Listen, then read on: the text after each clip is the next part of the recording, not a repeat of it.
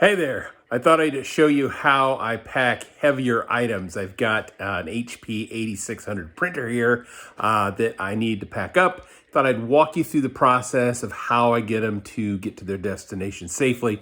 I learned this lesson because the first one I ever shipped, it was damaged. Not totally, but it was cracked on the front. And I was like, okay, I got to figure out how to do this better. So I've got it figured out, walk you through my process.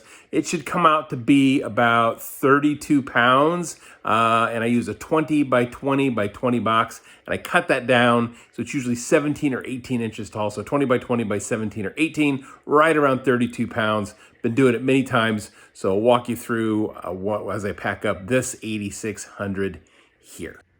So these are the basic items that I use. I've got the craft paper here that I pick up at Lowe's. You find it in the painting section. It's to put down if you're painting to keep it off carpet and off of the floor, what have you. It's about 14 bucks for a roll. And then I've got my bubble wrap there, the big bubble wrap that I use, and then this air pillow machine that obviously is good for filling in large voids, which I have whenever I pack an 8600. So it's much better than using the craft paper over and over again.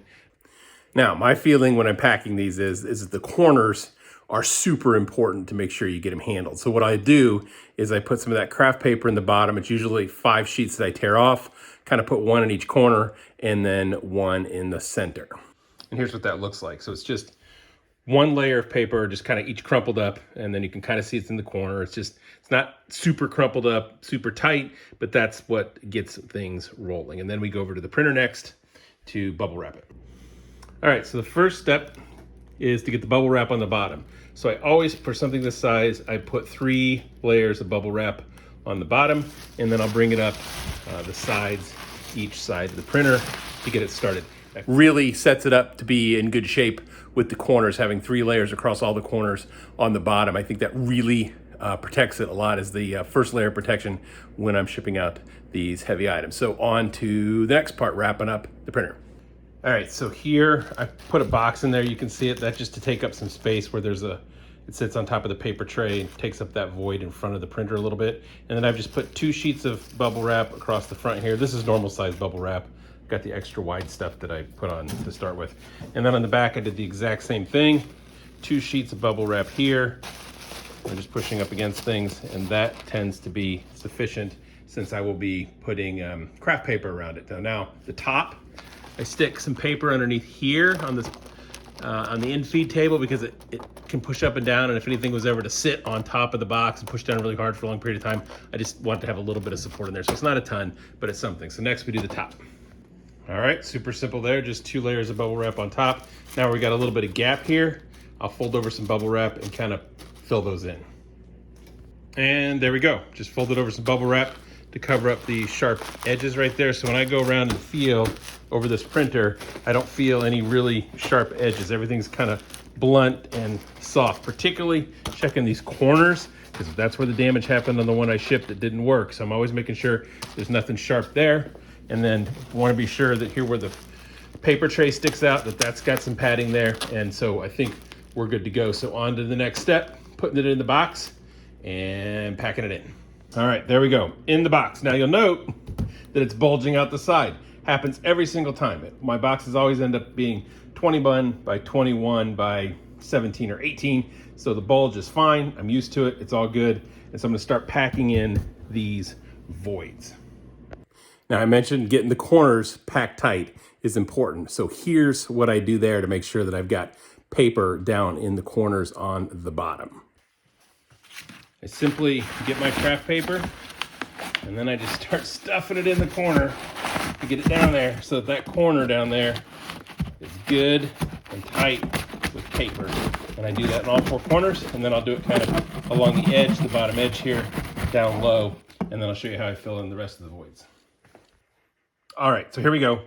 Pack the paper down around in the corners. You can't see it in that corner over there, but that's what I did, and down in this void as well on the bottom. So we're good there. The sides have got enough bubble wrap, I think, to be good to go. So on to the air pillows. Now, of course, you don't have to have an air pillow machine to pack up something like this. You can simply use paper, which is what I did for a long time. And oftentimes you can, like I did on the front of the printer with boxes, you can use small boxes or other items similar to that to fill in the space, to fill in the voids, so you don't have to use as much paper. But the air pillows do make things a lot easier. So here's what it looks like. And I will say this Vivor air pillow machine, it's just kind of satisfying. So maybe we just take a moment to watch our little friend do its job.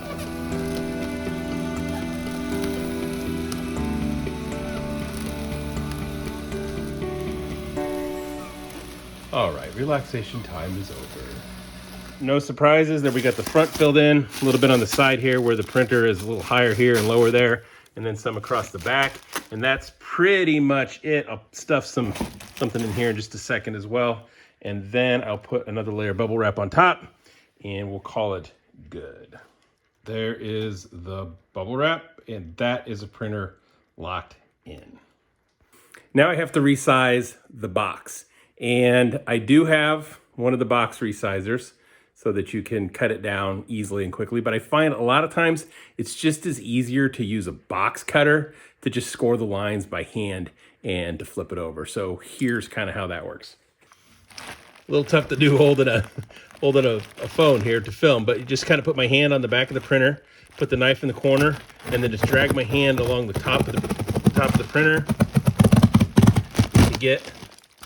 Come back this side to do it. Do the same thing, just across the top of the printer to get it roughly the right height, and then come across like that, and then in the corner where I cut to, simply cut it up. Same thing over here, cut it up. Once I've cut all four corners, then I just bend the box back on each score mark so that it's at the right height there, and then I can fold it over and pack the printer in. When I fold it over, I leave all the cardboard intact, full size. So when I fold it over, it's larger than what you would think of for a normal box. But that, I feel like that gives it an extra layer of protection on top. And that's the way I tape it up and ship it. All right, put it on the scale, coming in at 31 pounds.